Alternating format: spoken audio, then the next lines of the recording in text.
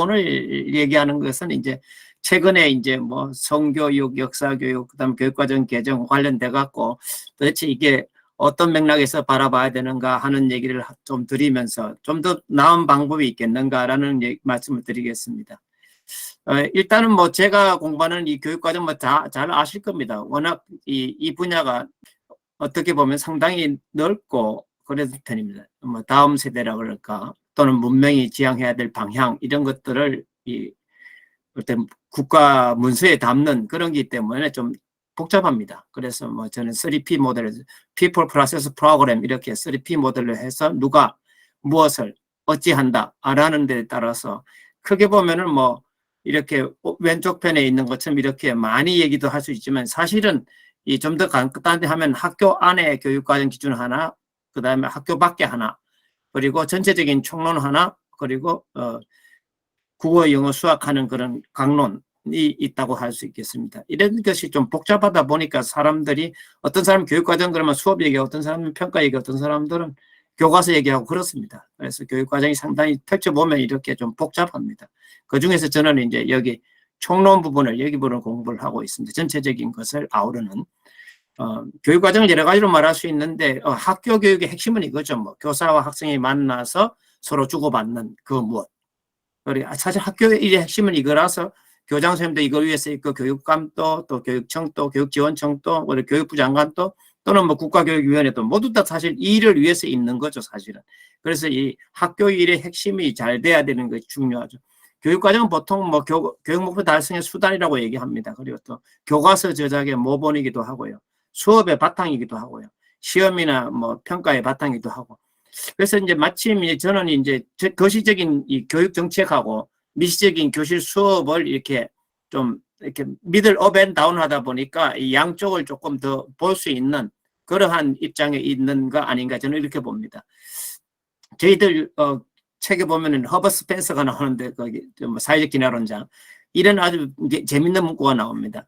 사람이 그 사는 날이 천년처럼 길다면은 오래된다면은 멀거리 서둘러서 멀거리 전전긍긍하면서 알려고 들고 하려고 들겠는가. 사람 시한부 인생이라는 겁니다.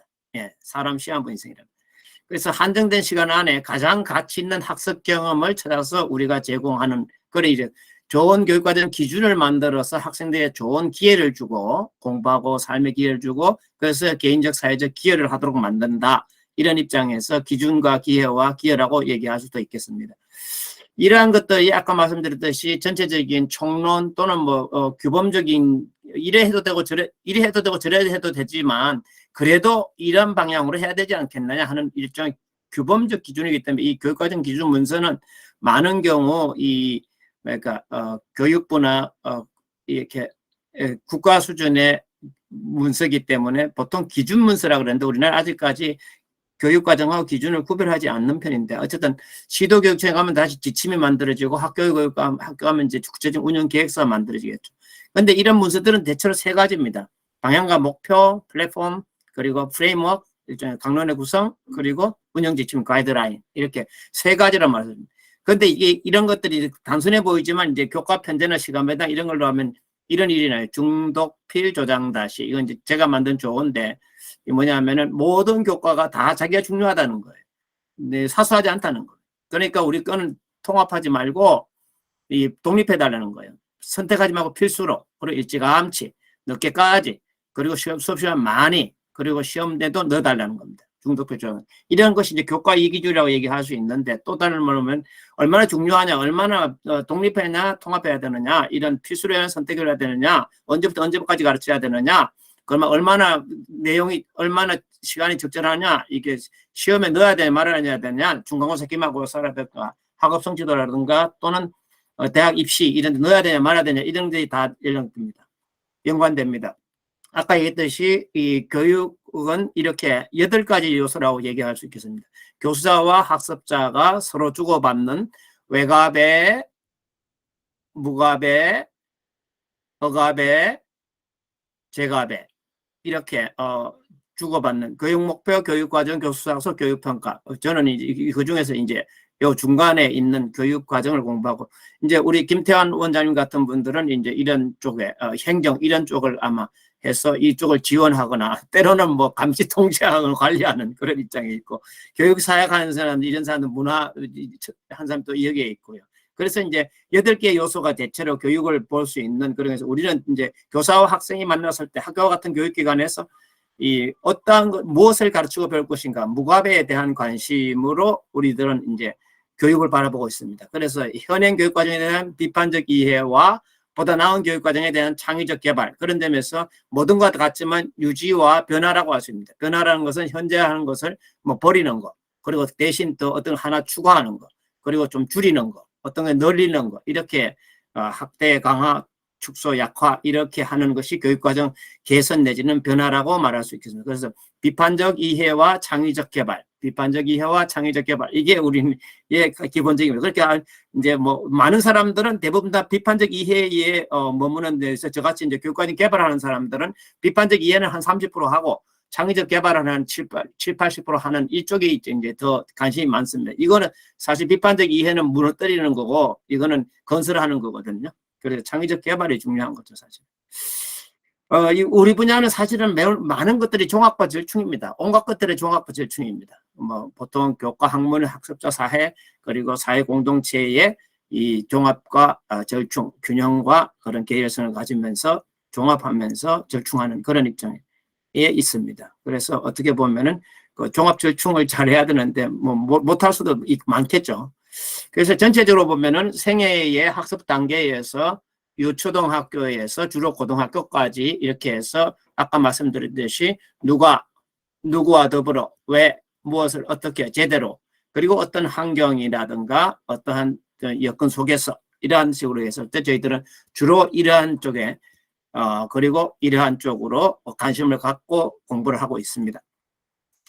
이제 이번에 그 교육과정을 문제를 현실적으로 들어가서 문제가 된 문재인표 교육과정 개정 시안에 대해서 좀 살펴보도록 하겠습니다. 제일 문제가 된 것이 이제 초중등학교의 그 학교 지식이라는 것이 4, 5년 만에 그렇게 급변하냐, 그런 거 아니지 않습니까? 실제로 문재인 정부에서 들어와서 1번, 2번, 3번, 4번, 5번, 6번 교육과정을 수정고시했었죠. 이렇게 하는 거예요.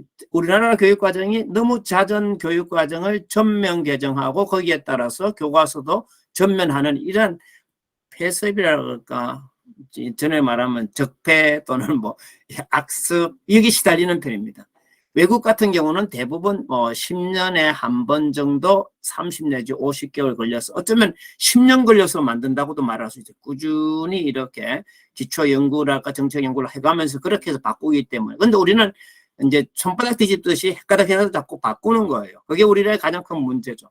이번에도 지난해 4월 달에 이제 개시한다 하고 이제 발표를 했잖아요. 개정한다. 그리고 난 뒤 지난 9월 달에 마감을 했어요. 이제 1차적으로.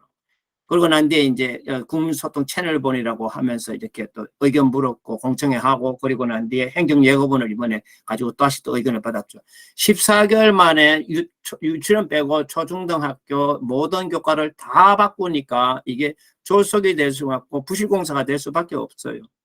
이거는 뭐냐라고 했을 때 문재인 정부가 4천여 개의 법률을 재개정했고 8만여 개의 조례를 재개정한 그것을 통해서 한 번도 경험하지 못한 세상을 만들기 위한 완결판이다, 저는 이렇게 봅니다.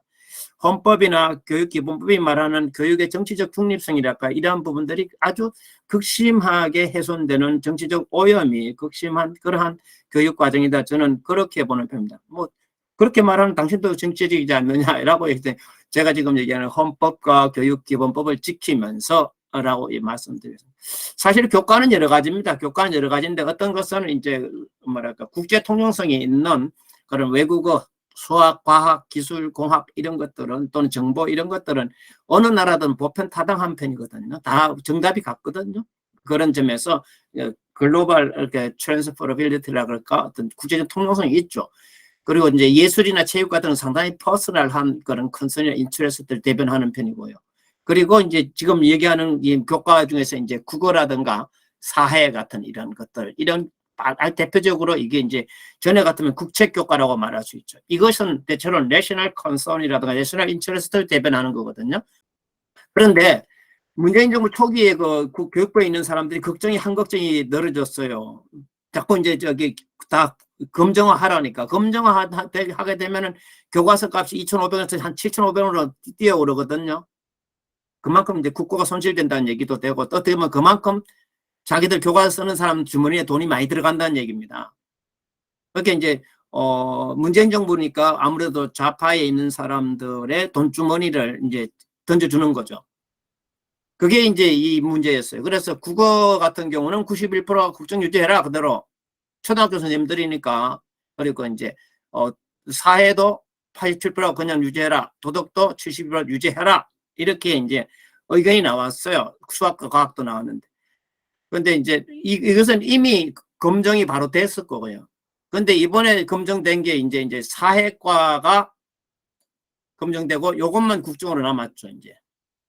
그리고 어린애들 1, 2학년 애들 그 자료만 남았고, 이게 이제 이번에 지난해 22년 원래부터 이제 11종 11개나 이 출판사들이, 그래서 사실 5개의 출판사가 한 90% 이상을 차지합니다. 근데 이 출판사들이 뭐냐 하면 아이스크림, 티쉘파 또는 뭐 비바셴 이런 온갖 이렇게 플랫폼이 좋은, 그렇게 선생님들이 초등학교 선생님들은 많이 가르치니까, 여러 교과를 가르치니까 클릭하기 쉬운 그런 것을 잘 플랫폼이랄까 이 전자칠판에 떼어줄 수 있는 그런 교재를 많이 뒷받침해주는 교과서를 좋아하죠. 그런 교과서를 선택하죠. 뭐 내용은 둘째 쳐놓고요. 왜냐하면 여러 교과를 가르치기 때문에 초등학교 선생님들이 들여다볼 시간도 별로 없어요. 그렇기 때문에 이렇게 좋게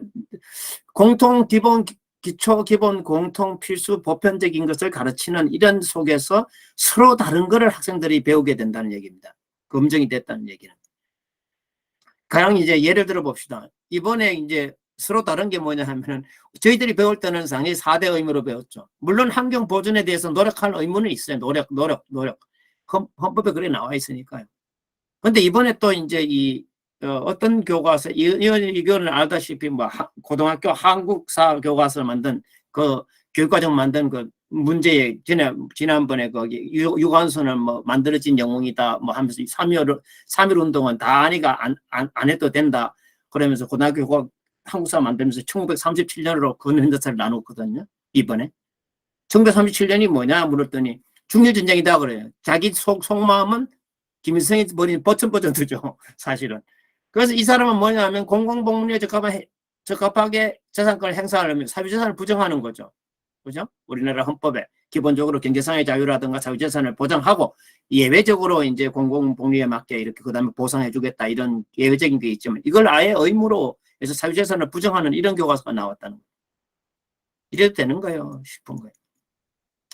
뭐 잘 아다시피 김구하고 이승만 이 분단 원형 만단 이런 건 아주 우리나라에 아주 대표적으로 나옵니다. 정말 이거 악이면 악입니다. 정말 빨리 저는 계속해서 이거 빨리 고쳐야 된다 그러는데, 미소공리에서 이미 소련에 저것도 나왔고 그다음에 분단선을 만든 소련군이고 김일성 지령 뭐랄까 스탈린 지령 뭐 김일성 연구 김구 어떻게 해유당했는가, 성지백이라든가 이런 누굽니까 서영애한테 어떻게 해지당했는가 이거 다 아는데, 그런 건 딱 빼놓고 거두절미하고 이것만 딱 놓는 거예요.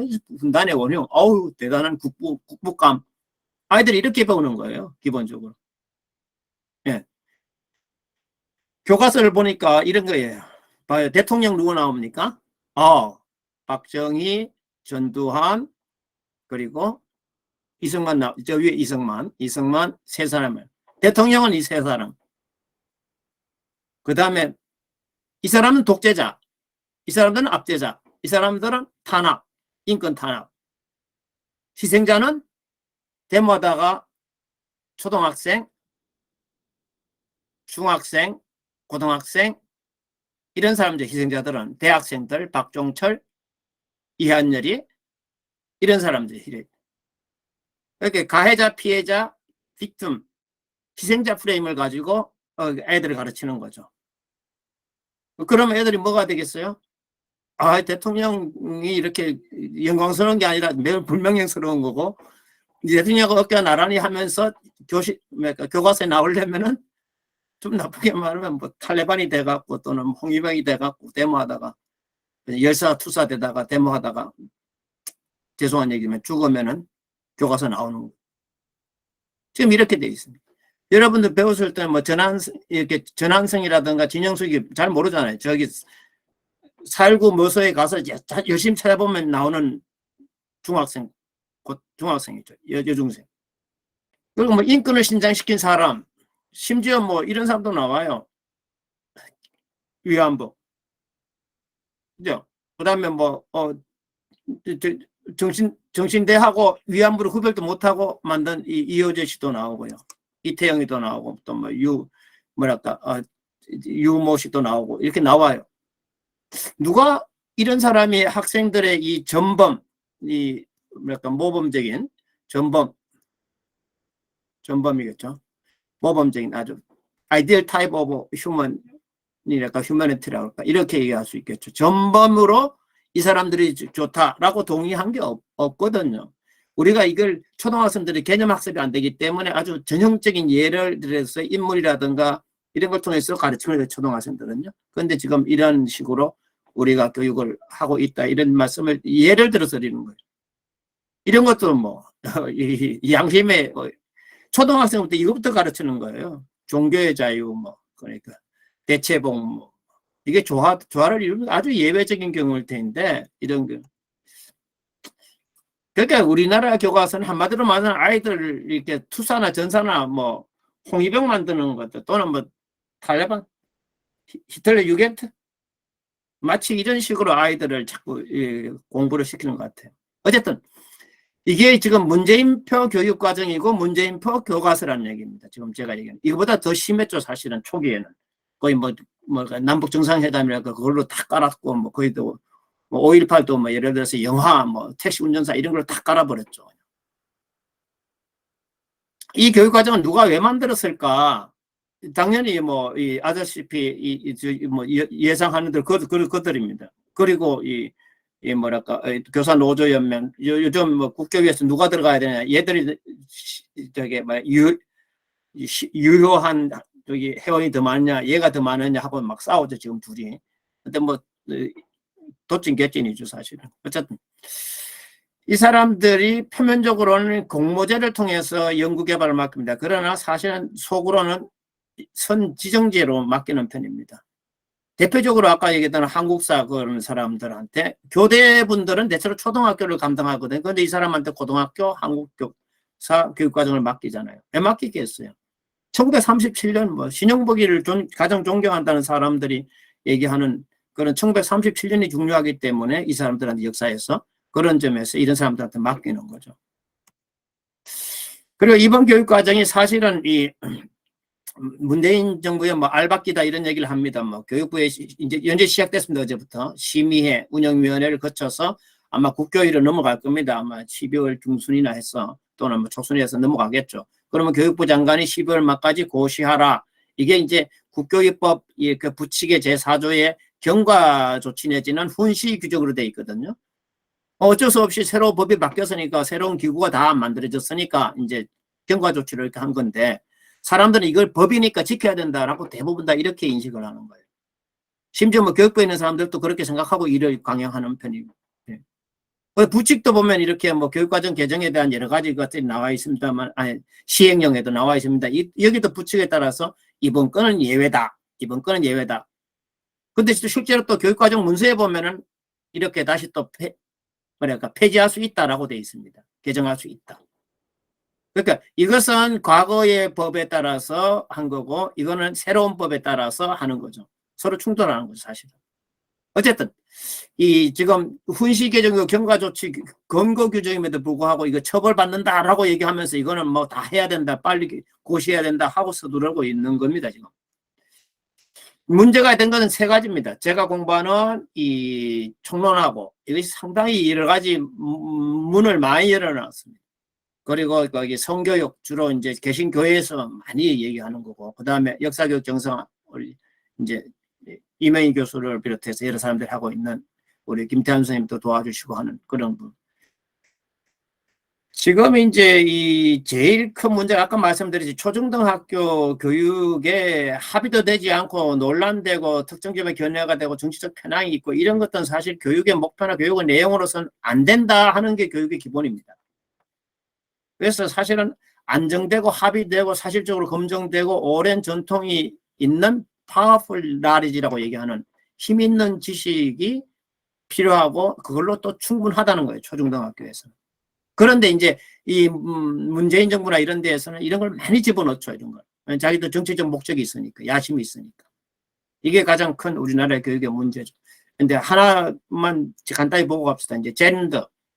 이거 다 알잖아요. 보건, 사회, 도덕, 국어, 가서 다 온갖 것들 다 요즘 이제 뭐 통합, 융합 얘기하면서 어떠한 주제가 있으면 그 주제를 모든 교과에 다 풀어먹이는 거예요. 아주 어떻게 보면 교과 간의 역할 분담이 있는데 다 풀어먹이는 거예요. 이게 상당히 큰 문제가 되고 있어요. 우리나라 교육에서 지금. 좋게 말하면 뭐 서로 시너지를 낸다 그러지만 자기 교과도 제대로 못하는데 이렇게 하고 있다는 거예요. 두 번째 역사 얘기하는 이건 정말 할 말이 많죠. 저도 이제 역사연구원에서 그 일을 하고 있다 보니까 이번에 얘기한 대로 이제 우리나라 교육 역사에서 제일 큰 문제는 이거 같아요. 대한민국이 없다는 거. 그러니까 우리가 이 일제하에 독립운동을 했더라도 분단 시대에 어떻게 보면 분단 시대 표현을 어떤 통일운동을 하더라도 또 이 민주화 운동을 하더라도 이 사람들이 어떤 나라를 세우려고 이 일을 했을까? 어떤 나라를 세우려고 이 일을 할까? 여기 분명히 결이 다르잖아요. 일제시대 또 북한 만들기 위해서 한 사람도 있고 대한민국 만들기 위해서 한 사람도 있고 그 민주화 운동도 좌파적으로 또는 친중 충북 정권을 만들기 위해서 한 사람도 있고 사회주의 정권 만들기 위해서 했고 또 어떤 사람들은 그거 아니다. 대한민국을 더 발전시켜야 된다라고 생각하는 사람도 있고요. 그런데 이게 다 이런 식으로 해. 특히 뭐 초등학교 가서 보면 지금 독도만 10페이지 내지 12페이지를 만들어놨거든요. 11종의 교과서에서. 초등학생인데 뭐 동서남북단을 국도를 다 가르친다. 그거 있을 수 있죠. 당연히. 그리고 우리가 뭐 중국의 동북공정 조심해야 된다라고 아이들한테 말할 수 있는 거죠. 근데 그런 게 없어요. 그냥 독도만 10페이지, 12페이지. 뭡니까? 통일의 길목은 독도다. 이렇게 아이들한테 메시지를 주면서 반일이 제일 통일의 길목이다. 김일성의 각권 이론이죠, 완전히. 그런 식으로 이렇게 교과서를 그렇게 왜곡시켜 놨거든, 지금. 그 다음에 이제 이제 첫 번째 얘기하네. 총론, 그 다음에 강론에서 성교육, 역사교육이 문제인데, 총론이 그러면 뭐냐, 이제 문제가 돼서. 이 총론이 아까 얘기했듯이 지금 정교조나 이런 데에서는 그런 얘기 하거든요. 뭐 성교육은 워낙 많이 떠들었으니까 우리 좀 양보하자. 그 역사교육도 좀 그래서 뭐 자유 빼는 거 이거 뭐 흉내 내지만 그냥 양보하자. 그런데 총론은 지키자 이렇게 얘기하는 거예요. 왜? 총론의 그 앞문 옆문이 뒷문이 많이 열려 있거든요. 아까 얘기한 대로 이제 현재 우리나라의 학교 지식이라는 건 물론 이제 절대적 지식도 아니고 돌변한 상대 지식도 아닙니다. 아니고 그렇죠. 점점 변화를 겪는 파워풀 나리지인데 힘 있는 지식, 아는 것이 힘이 되는 지식인데 이거를 자꾸 이렇게 짧은 시간 안에 그리고 모든 것을 다 한꺼번에 이렇게 그렇게 자꾸 어떻게 보면은 건물을 짓는다면 뭐 건물을 막 한 뭐 15층 지어놨다가 오르르 부수고 다시 또 15층 짓고 다시 오르르 부수고 이런 짓을 빈번하게 몇 년 만에. 옛날에는 이제 교과서 유효기간이라고 있었거든요. 교과서 사용 유효기간. 이 사용기간 유효기간이 5년이었습니다. 그런데 광교롭게도 지금 현재 대통령 단임제가 5년이잖아요. 그러니까 아까 얘기했듯이 27년 2월 28일이라고 규정한 것이 뭐냐 하면은 이것도 5년 후에 5년 안에는 개정될 거다 이렇게 생각하고 시작하는 거예요. 아주 우리로 보면 아주 잘못된 이런 일이라 할 수 있습니다. 더구나 아까 논란되는 아까 여러 가지 논란되는 게 있었잖아요. 뭐 이거 이제 보이테스 바흐 협약 1976년 독일에서 일어난 일이죠. 걔들도 워낙 좌우파 간에 이렇게 갈등이 심했으니까. 그래서 이게 제 세 가지 만약에 굳이 그 갈등이 있는 거 논란되는 걸 학문 세계든 아니면 정치 세계든 논란 있는 걸 가르치려면은 세 가지를 꼭 하라는 거예요. 첫째는 세뇌시키지 말라. 애들 강압적으로 하지 말라. 주입하지 말라. 두 번째, 학문이나 정치 세계에서 논쟁이 있으면 그것도 좌우라든가 뭐랄까 장단점이라든가 또는 그런 이제 시시비비를 가릴 수 있도록 그렇게 논쟁들 수업에서도 논쟁해서 토론하고 해서 토의해서 아이들이 알 수 있도록 해라. 그렇게 해서 학생들의 정치 행동을 고양시켜 주라. 이러한 기본 원칙입니다. 이게 핵심은 교육의 정치적 중립성을 가급적 지키자 이런 얘기입니다. 이게 우리나라는 안 들어가 있어요. 안 들어가 있습니다. 그래서 이제 정말 이렇게 만약에 이런 것들을 안 하게 되면은 이거 뭐 탈레반 아까 얘기했듯이 까미까제 이러는 거죠. 그죠? 지금 우리나라 지금 그런 형태입니다. 학교가. 총론만 살리면 된다라고 정교조가 얘기하는 거가 바로 이런 얘기입니다. 어차피 이 교육과정 고시되면은 교원 연수는 자기들이 하는 거예요. 교과서 지필들도 뭐 교과서 연구 뭐 전국 국어교사 모임, 전국 전형모, 뭐 전국 역사교사 모임 이런 것들이 다 있거든요. 그 사람들 우르르 가서 그 사람들이 다 이제 출판사들이 이미 다 잡아놨어요. 그 사람들이요. 그래서 출판사들도 이제 이래 보면은 한쪽은 조금 우파적으로 만들고 한쪽은 조금 좌파적으로 만들고 교과서 그렇게 하거든요. 그래서 어느 쪽으로 하더라도 검증이 둘 다 통과될 수 있잖아요. 이쪽이 통과 안 되면 이쪽으로 들이밀면 되니까. 그런 식으로 지금 교과서를 출판사들도 만들고 있거든요. 총론이 열어둔 이제 뒷문을 몇 가지 보면 이제 학교 자율시간. 옛날에 이게 우리가 공부하는 게 19조였습니다.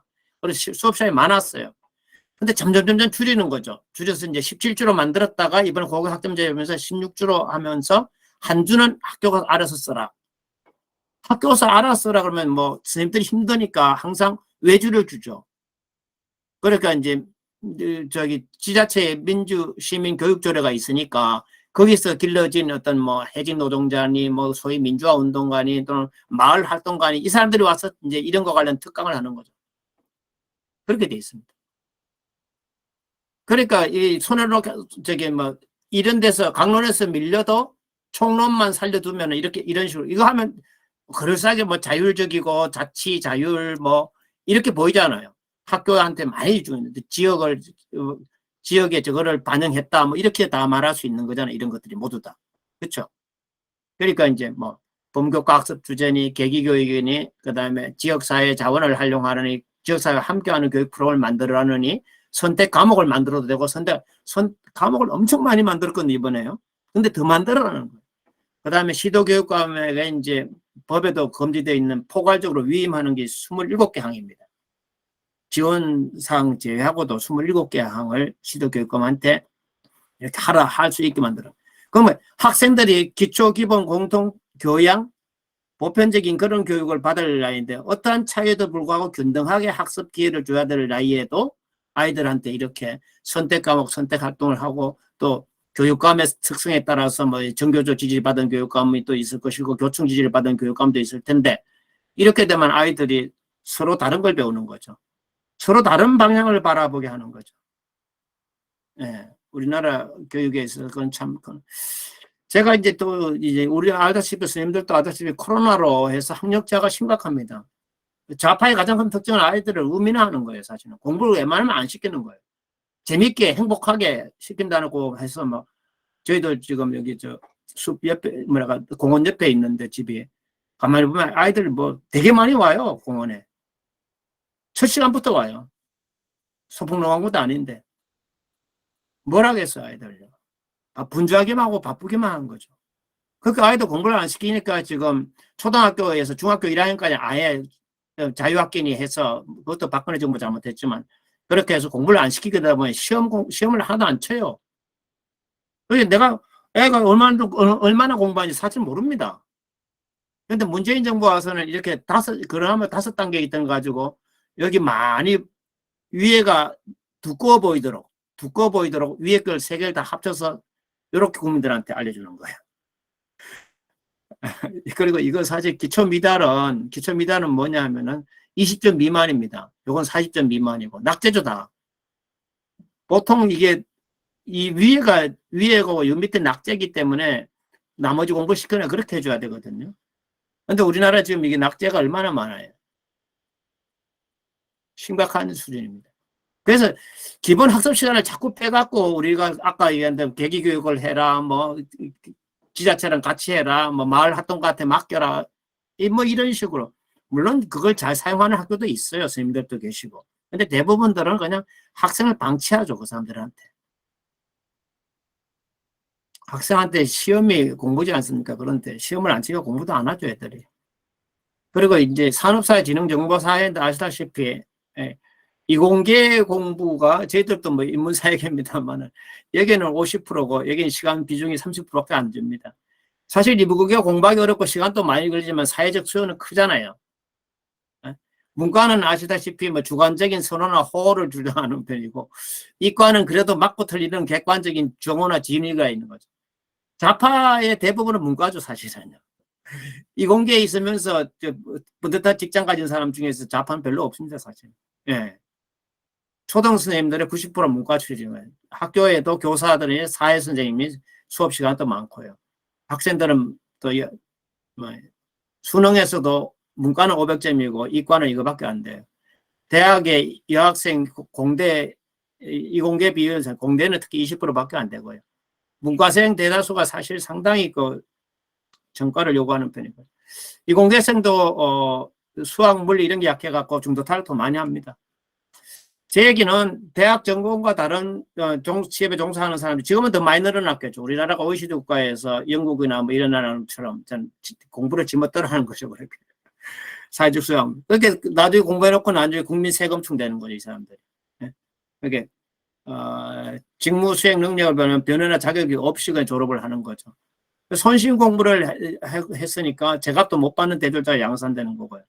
아시다시피 뭐 대통령부터 시작해서 언제 우리가 뭐 시진핑은 이공계 출신이라고 그러는데 어쨌든 뭐 그 선호하는 건 아닙니다만 어쨌든 우리나라는 그 지방의 국회의원 중에 300명 중에 이공계가 29명인데 이공계 출신이 그중에 기술을 아는 의원이 양향장 의원이 그러는데 광주에 있는 그 원전 얘기하시는 분 아니 반도체 얘기하시는 분 그분은 그냥 4명밖에 안 된다 그러더라고요. 이 결과가 우리가 아까 얘기한 대로 이런 일들이 계속 일어나는 거죠. 이 결과 우리가. 그래서 이 소셜 사이언스랄까 휴먼 이쪽은 크고 이쪽은 너무나 작은 거예요. 사실은 어릴 때는 수학, 과학, 기술, 외국어 뭐 이런 걸 많이 배워야 되고요. 좀 나이 들어서 가만히 있어도 종합철학자 되기 때문에 인문사회 쪽으로 와도 되는 거죠. 책을 읽으면 아는 공부니까. 그러니까 어릴 때는 수학, 과학, 기술 같은 이런 정어와 진위가 분명한 것을 많이 배워놔야지 기준이 서서 나중에 가면 이제 인문사회로 넘어오더라도 이러한 것들이 이렇게 좀 플렉서블하게 저기 하는데 너무 지나치게 수학, 과학, 기술 이런 것들이 소홀히 되고 있다 말씀을 드리는 겁니다. 고등학교 학점제만 아주 복잡한 문제입니다만은 뭐 이렇게 문제가 아주 크죠 이제 뭐 이번에 일단은 과목을 아주 부스러기로 만들어 놨어요. 그리고 한 학기로 끝난다는 얘기는 선생님들이 아이들 수업도 해야 되고 학생들도 공부도 해야 되고 수업도 해야 되고 과제도 해야 되고 시험도 쳐야 되고 그다음에 NEI에서도 기록도 해야 되고 다 한 학기로 다 종결을 해야 되기 때문에 그러니까 이렇게 하고 과목이 160개나 되거든요. 또 1학년 공통 과목을 만들고 선택 과목을 많이 만들어 놨어요. 선생님들이 한 학기에 그렇게 4, 5과목을 선택하는 느낌이 들게 하기 위해서 선택하는 느낌으로 4, 5과목을 하게 돼 있습니다. 그러니까 어렵죠. 사실 학생들도 교과 수업 시간이 29학점이니까 뭐 이렇게 4학점짜리면 4, 7이 28 그러면은 플러스 하나 1학점 남으니까 8과목 이상을 배워야지 학생들도 3년 내내 이런 아주 최악의 교육과정을 만들었어요. 진로도 없고 선택과 집중도 없고 그러니까 결국은 나중에 가면 잠자는 것이 되고 온라인 수업을 뭘 받아야 되는지도 모르고 아직까지 대입시가 따로 있고 그러니까 대입시는 아주 뭐 무슨 과목을 대입시로 만들어야 될지 저도 모르겠더라. 160개 되니까 이걸 다시 만들어야지만은 뭐 어떻게 보면은 3년 지속하는 교과목을 만들기도 하고 그래야 되거든요. 수준별로 선 진로별 후 수준별로 50개 과목이면 충분하거든요. 저희들은 만들어 봅니다만은 그래서 3학년 중심으로 3학년이 결정되게 되면 그 밑에 2학년이 결정되고 그 밑에 1학년이 결정되거든요. 우리는 1학년만 결정하고 2, 3학년은 다 비워놨어요. 그러니까 잘 모르는 거죠, 사실은. 원래는 3학년 때 무슨 공부하는가를 잘 만들어 놓으면 그 다음에 문제가 안 되거든요. 근데 교육과정 설계가 이제 거꾸로 된 거죠. 잘못된 거죠.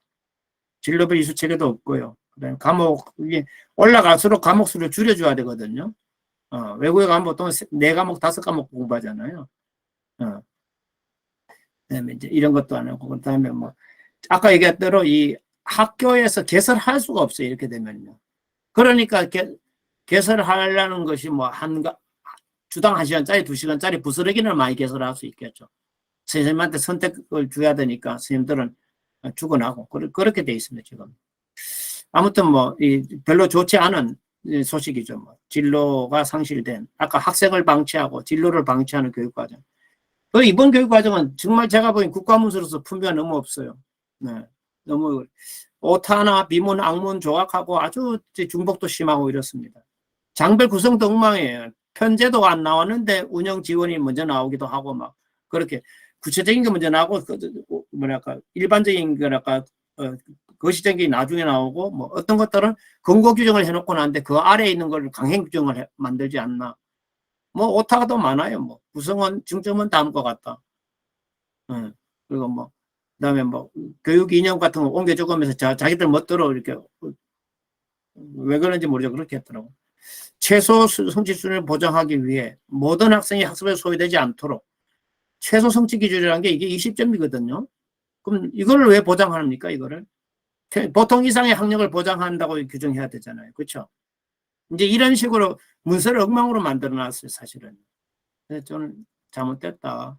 총론이 원래 저기 지난번에 그 채널 소통 채널번에는 거의 없었는데 이번에 이제 제가 일단 대표로 집필을 하고 해서 첫 번째 있어갖고 클릭을 많이 했더라고요. 사람들이. 그래서 총론 이만큼 했고 세계사도 6천명 뭐 전교조는 1,100명 했거든요. 전교조는 전국 역사교사 모임이죠. 우리는 좀 더 많이 했죠. 그래서 여기가 제일 많아요. 아무래도 교회에 있는 분들, 개신교에 있는 분들이 그렇습니다.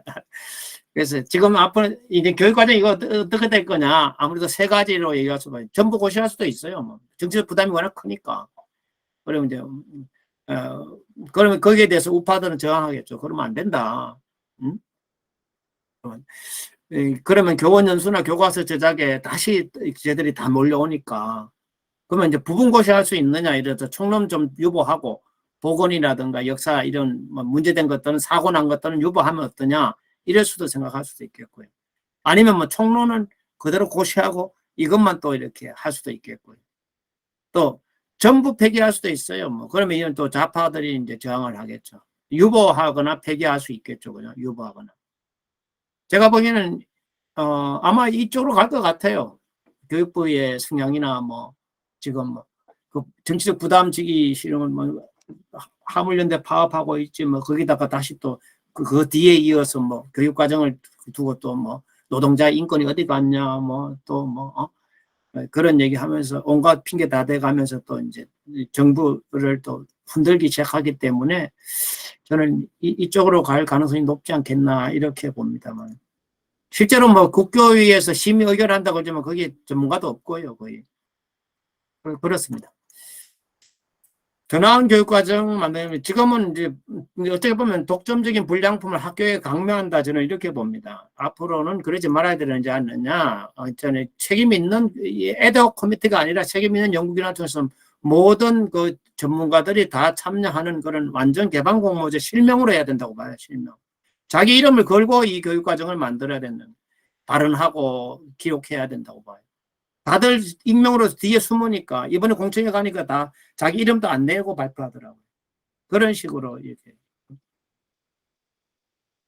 그래서 이제 학교가 최적의 그런 이들 중에서 학교가 어차피 뭐 조금은 차이가 있거든요. 이렇게 차이가 있기 때문에 이런 측면에서 좀 선택할 수 있도록 최적의 것을 선택할 수 있도록 모든 전문가들이 개방적으로 참여해서 10년 주기라는 게 이런 얘기입니다. 총론을 만들고 했을 때 이제 백서를 먼저 만들어야 되잖아요. 백서를 먼저 만들고 그리고 기본적인 방향 이렇게 해서 차례차례로 만드는 것은 초등학교, 유초등학교 사실 유초등학교 같이 만들어야 되는 거죠. 지금 유치원이 따로 있는데 그러면 안 되는 거죠.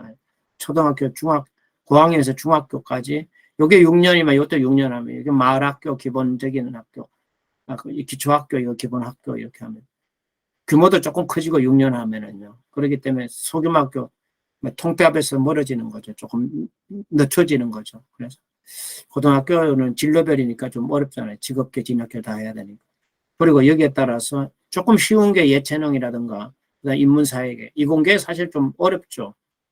교육과정이 또 어렵고, 수준별로도 만들어야 되니까, 진로별뿐만 아니라 수준별로도 만들어야 되고, 그래야 되기 때문에 좀 어렵죠.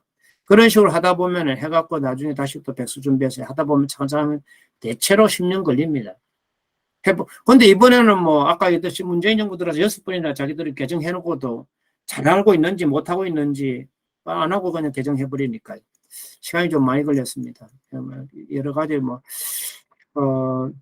교육과정을 개정하는 여러 가지 그런 모형 같은 거 이제 저도 이제 모형도 만들어 보고 이런 설계를 어떻게 해야 되나 아까 얘기한 대로 고3 중심으로 설계하는 방식을 얘기한 겁니다. 여러 가지로 학생들의 진로 어떻게 잠정 결정형 진로 지도를 해야 돼. 우리는 자꾸 미뤄요 이거 진로를. 그게 참 잘못되었다고 보고요. 그리고 덴마크는 이런 데 보면은 이제 아이들이 고등학교 공부하고 대학 공부하고 뭐 직업 세계도 나올 수 있겠고 이렇게 클릭하면 이게 얼마나 매칭하는지 이런 것도 만들어 줘야 되거든요 아이들한테요. 우리는 지금 160개 과목이나 만들어 놓고 난데 이런 것이 없으니까 학생들이 진로가 뭔지 모르는 거죠. 우리나라 교육에서. 심각한 거죠. 교과서도 이렇게 지금 보면 아까 전면 개정에다 전면 뭐랄까 개편하는 그러한 식으로 낭비죠 상당히. 지금 이게 필립스의 이 뭡니까 이 지리 역사부도죠. 100년이 넘었습니다. 100년이. 다른 나라는 다 이렇게 하는데 왜 우리는 계속 초반 1세만 나오다가 3년 4년 만에 또 보니 이번에도 문재인 정부에서 만든 그 사회과 검정교과서 이런 것들도 곧 아마 폐기될 거예요. 왜냐하면 2, 3년밖에 못 쓰잖아요. 다시 또 전면 개편하는 거죠. 교과서를 이렇게 돈이라면 갖다 버리겠습니까? 또 아이들 시험이 공부인데 시험에 대한 얘기도 없습니다. 교육과정에는. 그래서 또 뭐 시간 관리도 그렇고 여러 가지 문제들이 있는 거죠. 아무튼 교육과정은 이렇게 교육을 개선할 수 있는 어떤 한검의장이 아니겠나 싶습니다. 우리가 지금 이제 점진 개선형으로 판수를 거듭하는 버전 1, 버전 15에서 버전 25 뭐 이렇게 천천히 가야 된다고 봅니다. 감사합니다.